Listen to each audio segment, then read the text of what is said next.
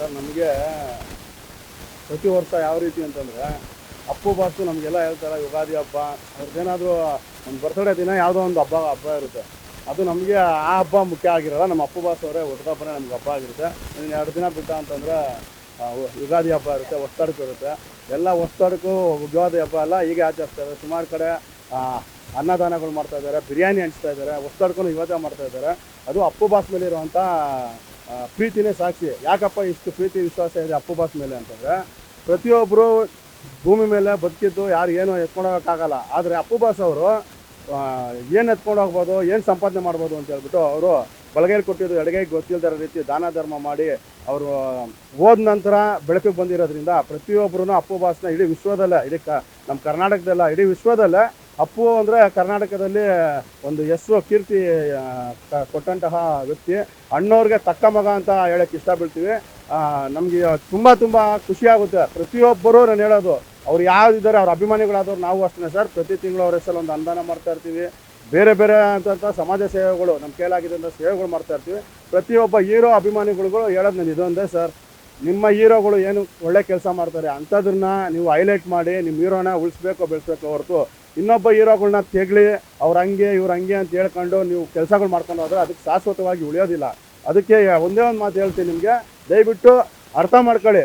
ಯಾರೇ ಏನೇ ಅನ್ಕೊಬೋದು ದೇವ್ರನ್ನ ಸರ್, ನೀವು ದೇವ್ರನ್ನ ಅಷ್ಟೇ ಜನ ಹಿಂದ್ಗಡೆ ಒಬ್ಬರು ಇಬ್ಬರು ಹಂಗೆ ಹಿಂಗೆ ಅಂತ ತೆಗಳ್ತಾ ಇರ್ತಾರೆ. ಆದರೆ ದೇವ್ರಿಗಿರೋ ಶಕ್ತಿ, ದೇವ್ರಿಗಿರೋ ಮಹಿಮೆ ಇದ್ದೇ ಇರುತ್ತೆ. ಅದೇ ರೀತಿ ನಮ್ಮ ಅಪ್ಪು ಬಾಸು ಹಿಂದ್ಗಡೆ ಮಾತಾಡೋ ಅಂತ ಯಾರ್ಯಾರೋ ಚೇಡ್ ಚಪಾತಿಗಳಿಗೆಲ್ಲ ನಾವು ತಲೆ ಕೆಲ್ಸ್ಕೊಳ್ಳಲ್ಲ. ಅಪ್ಪು ಬಾಸ್ ಅಭಿಮಾನಿಗಳು ನಮ್ಮ ಕೇಳೋದಂಥ ದಾನ ಧರ್ಮ ಮಾಡ್ಕೊಂಡು ಒಳ್ಳೆ ಕೆಲಸ ಮಾಡ್ಕೊಂಡಿರ್ತೀವಿ ಹೊರತು ಯಾರಿಗೂ ಜಗ್ಗೋದು ಇಲ್ಲ ಸರ್, ಬೊಗ್ಗೋದು ಇಲ್ಲ. ಪ್ರತಿಯೊಬ್ಬರಿಗೆ ಹೇಳೋದು ಒಂದೇ ಮಾತು, ಅಪ್ಪು ಬಾಸ್ ರೀತಿ ಒಂದು ಒಳ್ಳೆ ಕೆಲಸ ಮಾಡಿ ನಿಮ್ಮ ಹೀರೋನ ಉಳಿಸಿ ಬೆಳೆಸಿ ಹರಿಸ್ಬೇಕಾಗಿ ಕೇಳ್ಕೊತಾ ಇದ್ದೀವಿ. ಇವತ್ತು ನಮ್ಮ ಖುಷಿ ಏನು ಅಂತಂದರೆ, ಈ ಜನಸಾಗರ ಇದೆಯಲ್ಲ ಸರ್, ಈ ಜನಸಾಗರ ಯಾವ ರೀತಿ ಅಂದರೆ, ಈ ಶಿವರಾತ್ರಿ ಬಂದ ಅಂತಂದರೆ ಮತ್ತು ಲಕ್ಷ ದೀಪೋತ್ಸವ ಟೈಮ್ಗಳಲ್ಲೆಲ್ಲ ಧರ್ಮಸ್ಥಳದಲ್ಲಿ ಜನಗಳು ಗಿಜೆ ಸೇರ್ತಾರೆ, ತಿರುಪತಿಯಲ್ಲಿ ಜನ ಸೇರ್ತಾರೆ. ಅದೇ ರೀತಿ ನಮ್ಮ ಅಪ್ಪು ಬಾಸ್ದು ಒಂದು ಜಯಂತ್ಯೋತ್ಸವಕ್ಕೆ ಎಲ್ಲ ತಮಿಳ್ನಾಡು ಕೇರಳದಿಂದ ಬಂದಿದ್ದಾರೆ ಸರ್. ಸುಮಾರು ಜನ ಭೇಟಿ ಆದರು. ನಾನು ತಮಿಳ್ನಾಡು, ಕೇರಳ, ಮಹಾರಾಷ್ಟ್ರ, ಕರ್ನಾಟಕ ಬಿಟ್ಟು ಬೇರೆ ರಾಜ್ಯದಿಂದ ನಮ್ಮ ಅಪ್ಪು ಬಾಸ್ ದರ್ಶನಕ್ಕೆ ಬರ್ತಾರೆ ಅಂತಂದರೆ ಅವರು ಶಕ್ತಿ ಅಪಾರ ಅಂತ ಹೇಳಕ್ಕೆ ಇಷ್ಟಪಡ್ತೀನಿ. ನಾವೆಲ್ಲ ಅಪ್ಪು ಬಾಸ್ ಅಭಿಮಾನಿ ಆಗಿರೋರಂಥ ರಾಜವಂಶದ ದೊಡ್ಡ ಮನೆ ಅಭಿಮಾನಿಗಳಾಗಿರೋದೇ ನಮ್ಮ ಪುಣ್ಯ ಅಂತ ಹೇಳಕ್ಕೆ ಇಷ್ಟಪಡ್ತೀವಿ. ಅಪ್ಪು ಬಾಸ್ಗೆ, ಅಪ್ಪು ಬಾಸ್ಗೆ. ಅದೇ ರೀತಿ ಈಗ ಅವರು ಚಿರನಿದ್ರಲ್ಲಿದ್ದಾರೆ. ಅವರ ಆದರ್ಶಗಳಿಂದ ನಾವು ನೋಡ್ತಾ ಇರ್ತೀವಿ. ಬರೀ ಈ 2 ದಿವಸ ಮಾತ್ರ ಅಲ್ಲ, ಅವರು ಹುಟ್ಟು ಮತ್ತು ಅವರು ಚಿರನಿದ್ರೆ ಜಾರಿ ದಿವಸ ಮಾತ್ರ ಅಲ್ಲ, ಪ್ರತಿಯೊಂದು ಕಾರ್ಯಕ್ರಮ ಆಗಿರ್ಬೋದು ಅಥವಾ ಯಾವುದೇ ಹಬ್ಬ ಆಗಿರ್ಬೋದು, ಪುನೀತ್ ರಾಜ್ಕುಮಾರ್ ಅವರ ಫೋಟೋ ಇಟ್ಟು ಅನ್ನದಾನ ಕಂಟಿನ್ಯೂಸ್ ಮಾಡ್ತಾ ಇದೆ. ನೀವು ತುಂಬ ಕಾರ್ಯಕ್ರಮದಲ್ಲಿ ನೀವು ಭೇಟಿ ಆಗಿದ್ದೀವಿ. ನಿಮ್ಗೆ ಹೇಗೆ ಅನಿಸುತ್ತೆ ಅವ್ರ ಆದರ್ಶಗಳನ್ನ ಅಭಿಮಾನಿಗಳು ಇನ್ನೂ ಯಾವ ರೀತಿ ಮುಂದುವರ್ಸ್ಕೊಂಡು ಹೋಗಬೇಕು ಅಂತ ಅನ್ಸುತ್ತೆ ಸರ್? ಅದೇ ಸರ್, ನಾವು ಅವ್ರು ಜೀವಂತವಾಗಿರೋವರೆಗೂ ಆಚೆ ಕಡೆ ನೋಡ್ಬೋದು. ರಕ್ತದಾನ ನಡೀತಾ ಇದೆ, ನೇತ್ರದಾನ ನಡೀತಾ ಇದೆ. ನಾನು ಈಗ ಸ್ವಲ್ಪ ಬರೋಕ್ಕೆ ಲೇಟ್ ಕಾರಣ ಏನಪ್ಪ ಅಂದರೆ, ನಮ್ಮ ಸುತ್ತಮುತ್ತಲಿನ ಅಭಿಮಾನಿ ದೇವರುಗಳು ಬಿರಿಯಾನಿ ಹಂಚಕ್ಕೆಲ್ಲ ರೆಡಿಯಾಗಿ ಮಾಡ್ತಾಯಿದ್ರು. ನಾನು ಇಲ್ಲಿ ಹೋಗ್ಬೇಕು ಅಂತ ಹೇಳಿದ್ದೆ, ಆದರೂ ಅಣ್ಣ ನೀವು ಬರಲೇಬೇಕು ಅಂತ ನಮ್ಮವ್ರು ತುಂಬ ಬಲವತ್ತಂಬರು. ಅಲ್ಲೋಗಿ ನೋಡಿದ್ರೆ ಇನ್ನೂ ಬಿರಿಯಾನಿ ಬೇಯ್ತಾ ಇತ್ತು. ಇಲ್ಲಿ ನಾವು ದರ್ಶನ ಮಾಡಿದ್ರೆ ನಮಗೆ ಸಮಾಧಾನ ಆಗಲ್ಲ. ನೀವು ಮಾಡ್ರಪ್ಪ, ನಾವು ಫಸ್ಟು ಬಾಸ್ನ ಹೋಗಿ ದರ್ಶನ ಮಾಡ್ಕೊಂಬರ್ತೀವಿ ಅಂತ ಹೇಳ್ಬಿಟ್ಟು ಇಲ್ಲಿ ಬಂದಿದ್ದೀವಿ. ಮತ್ತು ದೇವರಾಜ್ ಬನ್ನಿ, ನಮ್ಮ ಇವರು ಮುಖ್ಯವಾಗಿ ಒಂದು ಸ್ವಲ್ಪ ಪರಿಚಯ ಮಾಡಿಸ್ಬೇಕು. ಇವರು ದೇವರಾಜ್ ಅರಸು ಅಂತ. ಈಗ ಸಾಲ ಪಾಠ್ಯ ಪುಸ್ತಕದಲ್ಲಿ ಗೌರ್ಮೆಂಟ್ ಕಡೆಯಿಂದ ನಿರಂತರ ಅದಕ್ಕೆ ಶ್ರಮಪಟ್ಟು ಪುನೀತ್ ರಾಜ್ಕುಮಾರ್ ಪಾಠ್ಯ ಬರೋದಕ್ಕೆ ಮುಖ್ಯವಾದ ಕಾರಣ ನಮ್ಮ ದೇವರಾಜ್ ಅರಸು ಅವರು. ಇಂಥ ಅಭಿಮಾನಿಗಳೇ ಹೇಳ್ತಾ ಇಲ್ವಾ, ಏನೇ ಆದ್ರೂ ನಾವು ಮಾಡೋದು ಅಪ್ಪು ಬಾಸ್ ಹೆಸರನ್ನ ಉಳಿಸೋ ಕೆಲಸ ಮಾಡ್ತೀವಿ, ಬೆಳೆಸೋ ಕೆಲಸ ಮಾಡ್ತೀವಿ. ಮತ್ತು ಇವತ್ತಿಂದ 1 ಲಕ್ಷ ಜನ ಇವರು ಗುರಿ ಎಲ್ಲ ರಾಜ್ಯ ಸುತ್ತಾಡಿ ಎಲ್ಲ ನೇತ್ರದಾನ ಬಗ್ಗೆ ಅರಿವು ಮೂಡಿಸಿ ಅದ್ರ ಬಗ್ಗೆ ಒಂದು ಅಭಿಯಾನ ಮಾಡ್ತಾ ಇದ್ದಾರೆ. ಅದಕ್ಕೆಲ್ಲ ನಾವು ರಾಜವಂಶ ಅಭಿಮಾನಿಗಳ ಕಡೆಯಿಂದ ದೇವರಾಜ್ ಅವ್ರಿಗೆ ಬೆಂಬಲ ಕೊಡೋಕ್ಕೆ ಬಂದಿದ್ದೀವಿ. ಅವ್ರಿಗೆ ಒಳ್ಳೇದಾಗಲಿ. ಈ ರೀತಿ ಪ್ರತಿಯೊಬ್ಬರೂ ಅಪ್ಪು ಬಾಸ್ ಹೆಸರು ಉಳಿಸೋ ಕೆಲಸ ಮಾಡಬೇಕಾಗಿ ಕೇಳ್ಕೊತಾ ಇದ್ದೀವಿ. ಅದೇ ರೀತಿ ಮೊನ್ನೆ 13ನೇ ತಾರೀಕು ಆಕಾಶ್ ಸಿನಿಮಾ ರಿಲೀಸ್ ಆಯಿತು. ಫಸ್ಟ್ ಡೇ ನಾವು ನೋಡಿದ ಆಕಾಶ್ಗೂ ಇದು ರಿಲೀಸ್ 2 ಒಂದೇ ಥರ ಇತ್ತು. ಹೌದು ಸರ್, ಅಪ್ಪು ಬಾಸ್ ಹೇಳ್ತಾರಲ್ಲ, ಬೇರೆಯವ್ರಿಗೆಲ್ಲ ಹೊಸ ಸಿನಿಮಾ ಹೊಸದಾಗಿ ಬಂದ್ರು ನಮ್ಮ ಅಪ್ಪು ಬಾಸ್ದು ಹೇಳ್ತಲ್ವ ಸುಮಾರು ಸಿನಿಮಾಗಳಿದ್ದಾವೆ. ವರ್ಷಕ್ಕೆ ಒಂದೊಂದು ಸಿನಿಮಾ ಅಂತಂದರೆ ನಾವು ಸಾಯೋವರೆಗೂ ವರ್ಷಕ್ಕೆ ಒಂದೊಂದು ಬರ್ತಾನೆ ಇರುತ್ತೆ. ನಾವು ಹಬ್ಬ ಮಾಡ್ತಾ ಇರ್ತೀವಿ. ಯಾವುದೇ ಹೊಸ ಹೀರೋಗೂ ಕಮ್ಮಿಲ್ದೇ ಇರೋ ರೀತಿಯಲ್ಲಿ ಕ್ರೇಜ್ ನೋಡಿರ್ಬೇಕು ಸರ್. ಹೊಸ ಸಿನಿಮಾಗಳೇನೆ ನೀವು ನಂಬ್ತಿರೋ ಬಿಡ್ತೀರೋ. ಬುಕ್ ಮೈ ಶೋ ಒಂದು ಹೌಸ್ಫುಲ್ ಆಗಬೇಕು ಅಂತಂದರೆ ಮೀನಾ ಮೇಷ ಎಣಿಸ್ಕೊಂಡು ತುಂಬ ಲೇಟು. ಆಕಾಶ್ ಸಿನಿಮಾ 4-5 ದಿನಕ್ಕೆ ಮುಂಚೆ ಬಿಟ್ಟಿದ್ರು, ಸೋಲ್ಡ್ ಔಟು. ಸರ್ ನಾನು ಕಣ್ಣಾರ ನೋಡಿ ಆಶ್ಚರ್ಯ ಆಗೋದು. ಆಕಾಶ್ ಸಿನಿಮಾ ಬೆಳಗ್ಗೆ ಹೋಗ್ತಾ ಇದ್ದೀನಿ, ನನ್ನ ಹತ್ರ ಯಾರೋ ಟಿಕೆಟ್ ಕೇಳಿದ್ರು, ಮಿಸ್ ಮಾಡಿ ಅಂತ ಫ್ಯಾನ್ಸ್ ಕೊಡು ಅಂತ. ಅವ್ರು ಟಿಕೆಟ್ ಕೊಡೋಕೆ ಹೋದ್ರೆ ಅಣ್ಣ ನಮ್ಮ ಟಿಕೆಟೇ ಸಿಗ್ತಾ ಇಲ್ಲ, 500 ರೂಪಾಯಿ ಕೊಡ್ತಿಲ್ಲ ಅಣ್ಣ, ಇನ್ನು 400-500 ರೂಪಾಯಿ ಸೆಕೆಂಡ್ ಹೌಸ್ಫುಲ್ ಆಕಾಶ್ ರೀ-ರಿಲೀಸು. ಹೊಸ ಸಿನಿಮಾಗೆ ಅದರ ಕ್ರೇಜು ನಮ್ಮ ಅಪ್ಪು ಬಾಸ್ಗಿದೆ ಅಂತಂದ್ರೆ ಅಣ್ಣವ್ರ ಮನೆಯಲ್ಲಿ, ನಮ್ಮ ಅಣ್ಣವ್ರ ಕುಟುಂಬದಲ್ಲಿ ಮಕ್ಕಳಿಂದ ಹಿಡಿದು ವಯಸ್ಸಾದವ್ರವರೆಗೂ ಹಿರಿಯರಾಗಿರ್ಬೋದು ಪ್ರತಿಯೊಬ್ಬರಿಗೂ ಒಳ್ಳೆ ಸಿನಿಮಾ ಕೊಡ್ತಾ ಇದ್ದಂಥ ಒಂದೇ ಒಂದು ಕುಟುಂಬ ಅದ, ದೊಡ್ಡ ಮನೆ ಕುಟುಂಬ. ಅದರಲ್ಲಿ ಅಪ್ಪು ಬಾಸ್ ಅವರು ಎತ್ತಿದ ಕೈ ಆಗಿದ್ರು ಸರ್. ಸರ್ ಅಪ್ಪು ಸರ್ನ ಪಾಠ್ಯಪುಸ್ತಕ ತರಬೇಕು ಅಂತ ಸರ್ಕಾರದಲ್ಲಿ ಯೋಚನೆಗಳಿತ್ತು, ಆದರೆ ಅದಕ್ಕೆ ಬೇಡಿಕೆ ಹೋಗ್ತಿರ್ಲಿಲ್ಲ. ನಿಮ್ಮಿಂದ ಸ್ಟಾರ್ಟ್ ಆಯಿತು, ಹೇಗೆ ಬಂತು ಆಲೋಚನೆ? ಸರ್ ಇದು ಆಲ್ರೆಡಿ ಇದು 4 ವರ್ಷದ ಮುಂಚೆನೇ ಇದೇ ಕಂಚು ವ್ಯವಸ್ಥೆ ಮುಂದಾಗ ಅಪ್ಪು ಅವರ 11ನೇ ದಿನ ಕಾರ್ಯದಲ್ಲಿ ಇದೊಂದು ವಿಶೇಷವಾಗಿ ಸಹಿ ಸಂಗ್ರಹ ಅಭಿಯಾನ ಅಂತೇಳಿ ಇಲ್ಲೇ ಮಾಡಿದ್ದು ಅದು ಕಾರ್ಯಕ್ರಮ. ಅಲ್ಲಿಂದ ಮಾಡಿದ ಕಾರ್ಯಕ್ರಮ ಬಹುಶಃ ಎಲ್ಲ ಅಭಿಮಾನಿಗಳು ಎಲ್ಲ ಪ್ರೀತಿ ವಿಶ್ವಾಸ ಬೆಂಬಲ ಸಿಕ್ಕಿದ ನಂತರ ಎಲ್ಲ ರಾಜಕೀಯ ಮುಖಂಡರುಗಳು ಆವಾಗ ಹಾಲಿ ವಿರೋಧ ಪಕ್ಷ ನಾಯಕರಾಗಿದ್ದ ಸಿದ್ದರಾಮಯ್ಯನವರಿದ್ದರು, ಅವರು ಕೂಡ ನಮಗೆ ಬೆಂಬಲ ಕೊಟ್ಟಿದ್ದರು. ಅವರು ಸಹ ಆವಾಗ ಹಾಲಿ ಮುಖ್ಯಮಂತ್ರಿ ಆಗಿದ್ದ ಬೊಮ್ಮಾಯಿ ಅವರಿದ್ದರು. ಅವರು ಪತ್ರ ಬರೆದು ಇದೊಂದು ಡಾಕ್ಟರ್ ಪುನೀತ್ ರಾಜ್ಕುಮಾರ್ ಅವರು ಒಬ್ಬ ಬಾಲ ಕಲಾವಿದರು, ಒಬ್ಬ ಶ್ರೇಷ್ಠ ಸರಳ ಸ್ನೇಹಜೀವಿ, ಇಂಥ ವ್ಯಕ್ತಿ ಬಗ್ಗೆ ಪಠ್ಯಪುಸ್ತಕದಲ್ಲಿ ಸೇರಿಸಿದ್ರೆ ಮುಂದಿನ ಪೀಳಿಗೆಗೆ ಒಂದು ಇನ್ಸ್ಪೈರ್ ಆಗುತ್ತೆ, ಮಕ್ಕಳಿಗೂ ಸ್ಫೂರ್ತಿ ಆಗುತ್ತೆ ಅಂತ ಒಂದೇ ಉದ್ದೇಶ ಇಟ್ಕೊಂಡು ಮುಖ್ಯಮಂತ್ರಿಗಳು ಆವಾಗ ಸಿದ್ದರಾಮಯ್ಯನವರು ಬೊಮ್ಮಾಯಿ ಅವರಿಗೆ ಪತ್ರ ಬರೆದಿದ್ರು, ಇದ್ರ ಬಗ್ಗೆ ಗಮನ ಹರಿಸಿ ಅಂತೇಳಿ. ಅದಾದ ನಂತರ ನಾನು ಇನ್ನು ಯಡಿಯೂರಪ್ಪನವರು, ಕುಮಾರಸ್ವಾಮಿ ಅವರು ಮತ್ತು ನಮ್ಮ ಜೋಗಿ ಪ್ರೇಮಣ್ಣ ಅವರು, ಚಲನಚಿತ್ರ ವಾಣಿಜ್ಯ ಮಂಡಳಿ ಅಧ್ಯಕ್ಷರು ಆವಾಗ ಬಾಮ ಹರೀಶ್ ಅವರಿದ್ದರು, ಅವರು ಮತ್ತು ಕನ್ನಡ ಸಾಹಿತ್ಯ ಪರಿಷತ್ ಅಧ್ಯಕ್ಷರು. ಅದಲ್ಲದೆ ನಾನಾ ಮಠಾಧೀಶರುಗಳು ಇನ್ನೂ ಮುಖ್ಯವಾದ ಚಿತ್ರರಂಗದ ಹಲವಾರು ಗಣ್ಯರನ್ನು ಭೇಟಿ ಮಾಡಿ 4 ವರ್ಷದಿಂದ ಅವಿರತ ಹೋರಾಟ ಮಾಡಿ ಫೈನಲ್ ಈಗ ಇತ್ತೀಚೆಗೆ ಮೊನ್ನೆ ಮಧು ಬಂಗಾರಪ್ಪ ಅವ್ರನ್ನ ಭೇಟಿ ಮಾಡಿ ಇದ್ರ ಬಗ್ಗೆ ಮತ್ತೆ ಗಮನ ಹರಿಸಿ ಅಂತೇಳಿ ನಾನಾ ಕಾರಣಗಳಿಂದ ಅದು ಆಗಲೇ ಪೆಂಡಿಂಗ್ ಉಳಿತಾ ಇತ್ತು. ಸರಿ, ಆದರೂ ನಾವು ಯಾವತ್ತೂ ಅದನ್ನು ಬಿಡದೇನೆ ಅದನ್ನು. ನೆಕ್ಸ್ಟ್ ಪ್ರಶ್ನೆ ಅದೇ ಆಗಿತ್ತು, ಎಷ್ಟು ಕಷ್ಟ ಸಾಧ್ಯ ಆಯಿತು ಈ ಕೆಲಸ ಅಂತ? ಇಲ್ಲ ಸರ್, 4 ವರ್ಷ ತುಂಬ ಒಳ್ಳೆ ಕೆಲಸ, ವಿಘ್ನಗಳು ಜಾಸ್ತಿ ಅಂತ. ಖಂಡಿತ ಅದಿತ್ತು ಬಿಡಿ, ಅದು ತುಂಬ ಇತ್ತು.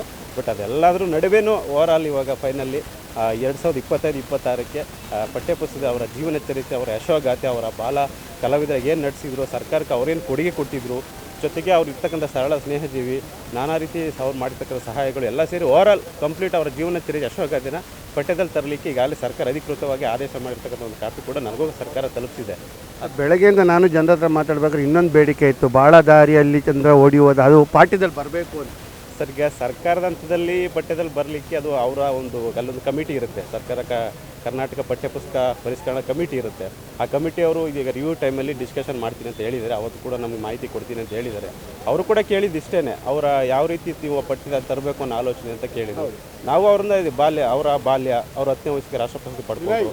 ಇನ್ನು ಅದಾದ ನಂತರ ಅವರ ಜನಸೇವೆ, ಅದಕ್ಕಿಂತ ಹೆಚ್ಚಾಗಿ ಹಿಂದೆ ಅಪ್ಪಾಜಿ ಅವರು ಅವ್ರಿಗೆ ನಂದಿನಿ ಹಾಲು ಉತ್ಪಾದನೆಗೆ ಬ್ರಾಂಡ್ ಅಂಬಾಸಡರ್ ಆಗಿದ್ದರು. ಅವ್ರ ಉದ್ದೇಶ ಇಷ್ಟೇ, ಯಾವುದೇ ಥರ ರೈತರಿಗೆ ಒಳ್ಳೆಯದಾಗಲಿ ಅಂತೇಳಿ ಯಾವುದೇ ಥರ ಸಂಭಾವನೆ ಪಡೆದೇನೆ ಉಚಿತವಾಗಿ ಮಾಡಿದ್ರು. ಕಾರಣ ಇಷ್ಟೇ, ರೈತರಿಗೆ ಪ್ರೋತ್ಸಾಹಧನ ಸಿಗಲಿ ಅಂತೇಳಿ ಮಾಡಿದ್ರು. ಸೊ ಅದನ್ನು ಅಪ್ಪವರು ಕೂಡ ಕಂಟಿನ್ಯೂ ಮಾಡಿದ್ರು. ಅದ್ರ ಜೊತೆಗೆ ಅವರು ಸರ್ವ ಶಿಕ್ಷಣ ಅಭಿಯಾನ ಅಂತೇಳಿ ವಿಶೇಷ ಕಾರ್ಯಕ್ರಮ ಸರ್ಕಾರದಲ್ಲಿ ನಡೀತಕ್ಕಂಥ ಕಾರ್ಯಕ್ರಮ ಕೂಡ ಅಪ್ಪವರು ರಾಯಭಾರಿಯಾಗಿದ್ದರು. ಅವ್ರ ಉದ್ದೇಶ ಅಷ್ಟೇ, ಖಾಸಗೀಕರಣ ಹೌದು, ಖಾಸಗೀಕರಣ ನಿಂತು ಸರ್ಕಾರಿ ಶಾಲೆಗಳ ಅಭಿವೃದ್ಧಿ ಆಗಬೇಕು ಅನ್ನೋ ಉದ್ದೇಶ ಇಟ್ಕೊಂಡು ಸರ್ಕಾರಕ್ಕೆ ಉಚಿತವಾಗಿ ಅವರು ರಾಯಭಾರಿಯಾಗಿ ಅಪ್ಪವ್ರು ಮಾಡಿದರು. ಇಷ್ಟೆಲ್ಲ ಸಾಕಷ್ಟು ಜನಸೇವೆ ಮಾಡಿರ್ತಕ್ಕಂಥ ವ್ಯಕ್ತಿ ಬಗ್ಗೆ, ಸಾಕಷ್ಟು ಕೋಟ್ಯಾಂತರ ಜನಗಳ ಅಭಿಮಾನ ಪ್ರೀತಿ ವಿಶ್ವಾಸ ಗೆದ್ದಿರ್ತಕ್ಕಂಥ ವ್ಯಕ್ತಿ ಬಗ್ಗೆ ಪಠ್ಯದಲ್ಲಿ ಬಂದರೆ ಇಂದಿನ ಮಕ್ಕಳು ಮುಂದಿನ ಪೀಳಿಗೆಗೆ ಅವರು ಇನ್ಸ್ಪೈರ್ ಆಗಬೇಕು. ಸೂರ್ಯಚಂದ್ರ ಇರೋವರೆಗೂ ಅವ್ರ ಹೆಸರು ಉಳಿಬೇಕು. ಇವತ್ತೇನು ಶ್ರೇಷ್ಠ ನಾಯಕರು ಸಂವಿಧಾನ ಶಿಲ್ಪಿ ಡಾಕ್ಟರ್ ಬಿ ಆರ್ ಅಂಬೇಡ್ಕರ್ ಆಗ್ಬೋದು, ಅಥವಾ ಮಹಾತ್ಮ ಗಾಂಧೀಜಿ, ಸುಭಾಷ್ ಚಂದ್ರ ಬೋಸ್ ಅಂತವರ ಸಾಲಿನಲ್ಲಿ ಅಪ್ಪು ಅವರ ಜೀವನ ಚರಿತ್ರೆ ಬರ್ತಕ್ಕಂಥದ್ದು ನಮಗೆ ಹೆಮ್ಮೆ ಅಂತ ನಾವು ಅಭಿಮಾನಿಗಳು ಬಯಸ್ತೀವಿ. ಸರ್, ಅವ್ರು ಇದ್ದಿದ್ರೆ ಇವತ್ತೊಂದು ದಿವಸ ಇವತ್ತೊಂದು ಅನಿಸ್ತಾ ಇದೆ ಸರ್. ಏನು ಸರ್ ಅವ್ರ ಫಿಟ್ನೆಸ್, ಇನ್ನೂ 35 ವರ್ಷದ ಹುಡುಗ, 30 ವರ್ಷ ಹುಡುಗ ಅಂದ್ರೂ ತಪ್ಪಿಲ್ಲ. ಇವತ್ತೂ ಕೂಡ ಅವರು ಇದ್ದಿದ್ರೆ ಅದೇ ಫಿಟ್ನೆಸ್ಸಲ್ಲಿ ಇರ್ತಿದ್ರು. ಅದು ಯಾವ ರೀತಿ ಮೇಂಟೈನ್ ಮಾಡ್ತಿದ್ರು ಗೊತ್ತಿಲ್ಲ. ನಾನು ಬೆಳಿಗ್ಗೆ ಒಂದು 5 ಕಿಲೋಮೀಟ್ರ್ ಹೊಡೆದ್ರೆ ಮಾರನೇ ದಿವಸ ಮಲ್ಕೊಂಡ್ಬಿಡ್ತೀನಿ. ಆ ರೀತಿ ಅವರು ಎಷ್ಟು ಡೆಡಿಕೇಟೆಡ್ ಆಗಿದ್ರು, ಹೆಲ್ತ್ ವೈಸಲ್ಲಿ ತುಂಬ ಕಾನ್ಷಿಯಸ್ ಆಗಿದ್ದರು. ಬಟ್ ಈ ಥರ ಆಗುತ್ತೆ ಅಂತ ಯಾರೂ ಅಂದ್ಕೊಂಡಿರಲಿಲ್ಲ. ಆದರೆ ಇವತ್ತೊಂದು ದಿವಸ ಅವರಿಲ್ಲ ಅಂದರೂ ಇಷ್ಟು ಜನಗಳ ಮಧ್ಯದಲ್ಲಿ ಅವರು ಬದುಕಿದ್ದಾರೆ ಅಂದರೆ, ಅವ್ರ ಮನಸ್ಸಲ್ಲಿ ಬದುಕಿದ್ದಾರೆ ಅಂದರೆ ಗ್ರೇಟು. ಅದನ್ನ ಹೇಳೋಕ್ಕೆ ಇಷ್ಟಪಡ್ತೀನಿ. ಇನ್ನು ಈ 2620 ಪುನೀತ್ ರಾಜ್ಕುಮಾರ್ ಮಾಡೋ ಮುಖಾಂತರ, ನನ್ನ ಮೂರ್ತಿಗಳು ಮಾಡೋ ಮುಖಾಂತರ ಅದು ಒಂದು ಕೆಲಸಗಳು ಮಾಡಿದ್ದೀನಿ. ಅಷ್ಟು ಮನೆಗಳಲ್ಲಿ ಇದ್ದಾರೆ ಪುನೀತ್ ರಾಜ್ಕುಮಾರ್. ಎಲ್ಲರೂ ಏನಾದರೂ ಒಂದು ಮಾಡ್ತಾಯಿದ್ರು, ನಾನೇನಪ್ಪ ಮಾಡೋಣ ಅನ್ನೋದಾಗ ಪುನೀತ್ ರಾಜ್ಕುಮಾರ್ ಅವ್ರನ್ನ ಮಾಡಿದ್ದೀನಿ. ಇನ್ನು ಕರ್ನಾಟಕ ರತ್ನ ಅನ್ನೋ ಬಿರುದು ಎಲ್ಲ ನಾವು ತೊಗೊಳಕ್ಕಾಗಲ್ಲ, ಅವ್ರಿಗೆ ಗೌರ್ಮೆಂಟಿಂದ ಸಿಕ್ಕಿತ್ತು. ನಮಗೇನಾದ್ರು ಸಿಗುತ್ತೇನಪ್ಪ ಬಿರುದು ಅಂದರೆ, ಈ 3 ವರ್ಷ ನಾನು ಕಷ್ಟ ಬಿದ್ದಕ್ಕೆ ಇವತ್ತು ಕರ್ನಾಟಕ ರತ್ನ ಡಾಕ್ಟರ್ ಪುನೀತ್ ರಾಜ್ಕುಮಾರ್ ಪ್ರಶಸ್ತಿ ಅಂತ ಮೊನ್ನೆ ಬಂತು ನನಗೆ. ಸೊ ಅದು ಬಿಟ್ಟು ಇನ್ನು ನಾವು ಕೂಡ ಅಪ್ಪು ಪ್ರಶಸ್ತಿ ಅಂತ ಈಗ ನಿರಂತರವಾಗಿ ಪ್ರಶಸ್ತಿಗಳು ಕೊಡ್ತಾ ಬರ್ತಾ ಇದ್ದೀವಿ. ಈ ಸತಿ ಅಪ್ಪು ಪ್ರಶಸ್ತಿ ಅಂತ ಹೇಳಿ ಒಂದು ಟ್ರೋಫಿ ಕೂಡ ರೆಡಿಯಾಗಿದೆ. ಶಿವಣ್ಣ ಅವ್ರನ್ನ ಹೈಲೈಟ್ ಮಾಡೋ ಮುಖಾಂತರ ಶಿವಣ್ಣ ಅವರ ಆಶೀರ್ವಾದದೊಂದಿಗೆ ಹಾಗೂ ಅವರ ಪ್ರೀತಿಯ ತಮ್ಮ ಇಬ್ಬರು ಜೊತೆಗೆ ಇರಲಿ, ಹಾಗೆ ನನ್ನ ಮೇಲೂ ಆ ಆಶೀರ್ವಾದ ಇರಲಿ ಅಂತ ಹೇಳಿ ಒಂದು ಟ್ರೋಫಿ ಕೂಡ ಮಾಡಿದ್ದೀನಿ ಸರ್. ಪ್ರತಿ ವರ್ಷದಲ್ಲೂ ಪ್ರತಿ ಇದರಲ್ಲೂ ಒಂದು ವಿಭಿನ್ನತೆ ಇರುತ್ತೆ. ಲಾಸ್ಟ್ ಟೈಮು ಒಂದು ಮಂಟಪ ಮಾಡ್ಕೊಂಡ್ ಬರ್ತೀರಾ, ಹೌದು ಅದನ್ನ ಏನು ವಿನಯ್ ರಾಘವೇಂದ್ರ ಅವರು ಇನಾಗ್ರೇಷನ್ ಮಾಡಿರ್ತಾರೆ ಮೈಸೂರಲ್ಲಿ. ಅದನ್ನ ಇಲ್ಲಿ ಕೂಡ ತಗೊಂಡ್ ಬರ್ತೀರಾ. ಹೇಗೆ ಈ ಯೋಚನೆಗಳು ಹೇಗೆ ಬರುತ್ತೆ ಸರ್? ಸುಮ್ಮನೆ ಎಲ್ಲ ಪರ್ಚೇಸ್ ಮಾಡ್ಕೊಂಡ್ ಬಂದು ಫೋಟೋಗೆ ಕಟ್ಔಟ್ ಹಾಕ್ಸಿದ್ದಲ್ಲ, ಚೆನ್ನಾಗಿ ಗೊತ್ತದು. ಹೌದೌದು. ಹೆಚ್ಚು ಕಷ್ಟ ಆಗುತ್ತೆ, ಏನೇನು ಮಾಡ್ಬೇಕಾಗುತ್ತೆ? ಕಷ್ಟ ಅಂತ ಏನಿಲ್ಲ, ನಾವು ಏನು ಮಾಡಬೇಕು ಅಂತ ಹೋಗ್ತೀವಾಗ ದೇವ್ರ ಕಾರ್ಯ ಅಂತ ಬಂದಾಗ, ಈಗ ನಾವು ನಿಜವಾಗ್ಲೂ ಧರ್ಮಸ್ಥಳಕ್ಕೆ ಹೋಗ್ಬೇಕು ಅಂದ್ರೂ ನಾವು ಸುಮ್ಮನೆ ಹೋಗೋಕ್ಕಾಗಲ್ಲ, ಅಲ್ಲಿ ಕರಿವಾಗಲೇ ಹೋಗೋಕ್ಕಾಗಲ್ಲ. ಇದು ಕೂಡ ಅಷ್ಟೇ, ಮಾಡಬೇಕು ಅಂದರೆ ಮೂರ್ತಿಗಳು ಯಾರಂದರೆ ಅವ್ರು ಮಾಡೋಬಿಡೋಕ್ಕಾಗಲ್ಲ. ಅದು 2620 ಮೂರ್ತಿ ಅಂದರೆ ಅದು ದೊಡ್ಡ ಕಥೆನೇ ಇದೆ ಅದರಲ್ಲಿ. ಮುಂದಿನ ದಿನಗಳೆಲ್ಲ ಅದು ಗೊತ್ತಾಗುತ್ತೆ. ಹಾಗೂ ನೀವು ಹೇಳ್ದಂಗೆ ಇವೆಲ್ಲ ಪ್ಲ್ಯಾನ್ಸ್ಗಳು ಏನಾಗುತ್ತೆ ಅಂದರೆ ಪ್ರತಿ ಸರಿನೂ ಏನಾದರೂ ಒಂದು ತೋರಿಸ್ತಾ ಇರಬೇಕು. ನಮ್ಮ ಪುನೀತ್ ರಾಜ್ಕುಮಾರ್ ಅವ್ರನ್ನ ಬೇರೆ ರೀತಿಲಿ ತೋರಿಸ್ತಾ ಇರಬೇಕು. ಹಾಗೂ ಅವಾರ್ಡ್ಸ್ಗಳು ಮಕ್ಳುಗಳು ಕೊಡ್ತಾ ಇರೋದ್ರಿಂದ ನಾನು ಮಕ್ಳುಗಳಲ್ಲಿ, ಯಾಕಂದರೆ ನಾವು ಮಕ್ಕಳಾಗಿ ಯಾವುದೂ ಅವಾರ್ಡ್ಗಳು ತೊಗೊಂಡಿಲ್ಲ, ಬೇರೆ ಮಕ್ಕಳಾದರೂ ತೊಗೊಳ್ಳಿ ಅಂತ ಹೇಳಿ ಒಂದು ನಡೆಸ್ಕೊಂಡು ಬರ್ತಾ ಇದ್ದೀವಿ. ಅದನ್ನು ಪುನೀತ್ ರಾಜ್ಕುಮಾರ್ ಅವರ ಹೆಸರಲ್ಲೇ ನಡೆಸ್ತಾ ಇದ್ದೀವಿ ಸರ್. ಅದೇ ರೀತಿ ಕರ್ನಾಟಕ ರತ್ನ ಪವರ್ ಸ್ಟಾರ್ ಪುನೀತ್ ರಾಜ್ಕುಮಾರ್ ಪ್ರಶಸ್ತಿ ತಮಗೆ ದೊರಕಿದೆ. ಸೊ ಇದ್ರ ಬಗ್ಗೆ ಏನು ಹೇಳ್ತೀರಾ ಸರ್? ರಿಯಲಿ ತುಂಬ ಖುಷಿ ಆಗುತ್ತೆ. ಈ ಒಂದು ಕೆಲಸಗಳಲ್ಲಿ ನಮ್ಮನ್ನ ಯಾರೋ ಗುರುತಿಸ್ಬಿಟ್ಟು ಸಾಯಿದೀಪನವರು ಕರೆದ್ಬಿಟ್ಟು ನಾವು ಪ್ರಶಸ್ತಿ ಕೊಡ್ತಾರೆ ಅಂದರೆ ಅದು ನಿಜವಾಗ್ಲೂ ಗ್ರೇಟು. ಆ ಥರ ಗುರುತಿಸಿ ಕೊಡೋವಂಥವ್ರು ತುಂಬ ಕಮ್ಮಿ. ಹೌದು, ನಿಸ್ವಾರ್ಥ ಸೇವೆಗೆ ಈ ಕಾಲದಲ್ಲಿ ಗುರುತು ಮಾಡೋರು ಯಾರು ಇರಲ್ಲ. ತುಂಬ ಅದಕ್ಕೆ ಶ್ರಮ ಇರುತ್ತೆ. ನಾವು ತಾಳ್ಮೆಯಿಂದ ಇರಬೇಕು. ಆಮೇಲೆ ಕೊಡಲಿಲ್ಲ ಅಂತ ಬೇಜಾರು ಮಾಡ್ಕೊಬಾರ್ದು ನಾವು ಯಾರೂ, ಆ ರೀತಿ ಇರುತ್ತೆ ಅದು. Okay sir, thank you.